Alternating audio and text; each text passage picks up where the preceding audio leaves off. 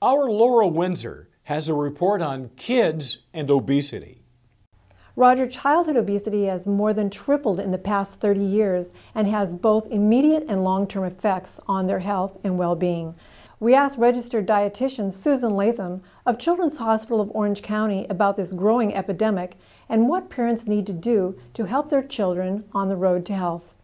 Statistics would say that there's about 18% of children and adolescents in the country that are defined as obese. And the definition of obesity is where the child's weight versus height is plotted on a growth chart.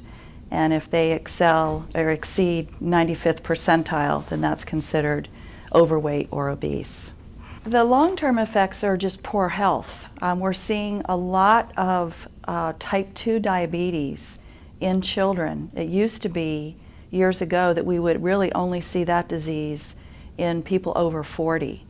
But we're seeing it, even the beginnings of it, in preschoolers. And that's a scary thing. Type 2 diabetes often turns into type 1 diabetes, insulin dependent, and that's a serious, serious health problem. First of all, families, I think, need to realize it is a problem. And they need to look at themselves as well. The parents really need to evaluate what it is they're teaching their kids or the lifestyle that the children have grown up in. So really examining the diet and what's being consumed. Are they going out to fast food all the time? Are they, not eating a lot of fruits and vegetables? Depending more on snack kind of foods, and then also the activity. If children, again, are not getting out and playing or not doing exercise or sports, things like that, that really is a big contributor. Parents really do need to understand the significance of the problem, and they need to understand that they can do something about it. As far as looking at what the children are eating or drinking, just taking out sodas or taking out fruit juice can be a huge change. Just that alone can make a big difference. Increasing fruits and vegetables in their diet.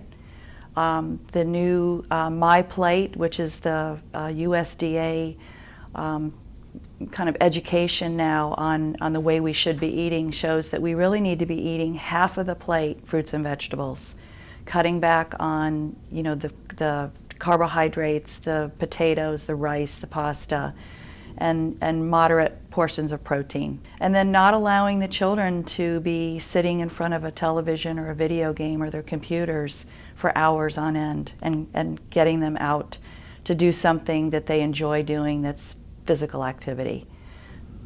American Academy of Pediatrics recommends at least 60 minutes a day for children to do some kind of physical activity. It's difficult to change eating habits if you're really used to eating a certain way, or maybe the family eats that way. So it really has to be a family change initiated by the parents. You want to make sure that you have foods available that are easy, that are attractive, that are good, that the kids, when they are hungry, that can be incorporated in what they're eating when they're really hungry. Fruits, vegetables, healthier kinds of snacks. As a parent, it's our responsibility to keep our children healthy and thriving, so starting good eating habits when they're young will ensure them to become healthy adults.